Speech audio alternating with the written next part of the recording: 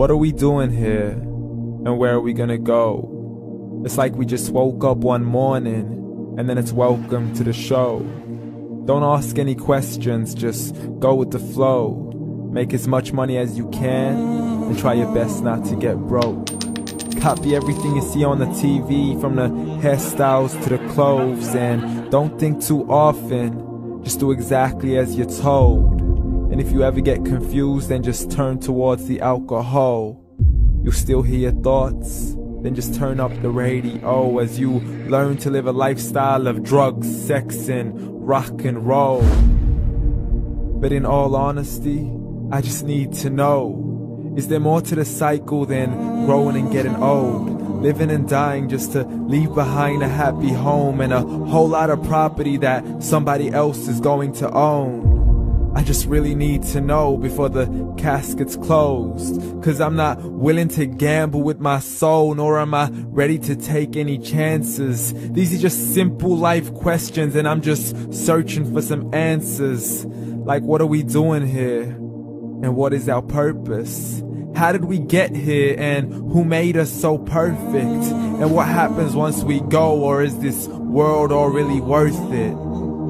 Questions we don't answer because apparently we don't really have to. There's no purpose to this life and our existence is merely natural. Then in that case, please let me ask you, did you create yourself, or was it somebody else who had fashioned you? 'Cause you're a being that's impeccable, faultless and unparalleled. You're a product of supreme intelligence, and I'm merely being rational. For there isn't a camera on this earth that can come close to the human eye, nor a computer that can compete alongside the human mind. And if the whole world was to come together, we wouldn't be able to create a single fly. So many signs, yet we still deny. As science tries to justify that all this could come from none, when it's a simple sum. 0 plus 0 plus 0 cannot possibly ever give you 1. So from where did all this order come?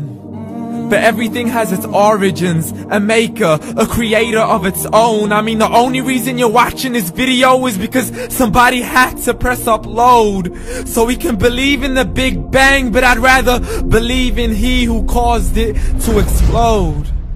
Allah, the creator of everything, along with every single soul. The ever-living, the master, the only one who is in control. Unlike his creation, beyond our imagination. And no, he's not a man, nor does he have any partners in association. He's on his own. And no, he did not ever leave us alone. Just like every manufacturer, he left us with an instruction manual. The Quran and Islam, and I'm sorry to jump to conclusions, but it's the only one possible. The only definition of God is the one and only supreme being. It's logical, a book with 0 contradictions, with miracles that are both scientific and historical, all revealed over 1400 years ago. Like the detailed description of the human embryo. The descriptions of the human embryo in the Quran cannot be based on scientific knowledge in the 7th century. To the mountains as pegs holding firm the earth below, and the 2 seas that don't mix in a complete separate flow. To the planets in orbit, alternating night and day as they stay in flow. The expansion of the universe and the creation of everything from H2O. To the stories of the past and the preservation of Pharaoh. To identifying the lowest point in the land where Persia defeated Rome. The gushing fluid that created man in the glands between the ribs and the backbone. And not a word has changed, it's still the same. So please explain how all this was known over 1400 years ago. To a man who couldn't read or write, as he would recite whatever the angels spoke. And if you still don't believe, please try to come up with something that's even close. But you can't, so we took God as a mockery and his messengers as a joke. Muhammad could not read or write. How's somebody who can't read or write gonna start a religion? Dismissed his scriptures as legends and tales of the ancient folk, as we live life according to our whims, desires, and hopes. saying this life is the only home we will ever know. We will live then die, then simply turn to bones. YOLO! Correction, after the grass dies, the rain arrives and it regrows, and Allah promises to do the same thing to your very soul and bring you back from your very fingertips to your toes, as the all-seeing supreme being watches us so close, and we are surely being tested in our wealth, our health, and our self, and everything that we've been blessed with. So believe, for we will surely be resurrected and be brought back to our Lord and account for every single deed, as He hands us our books and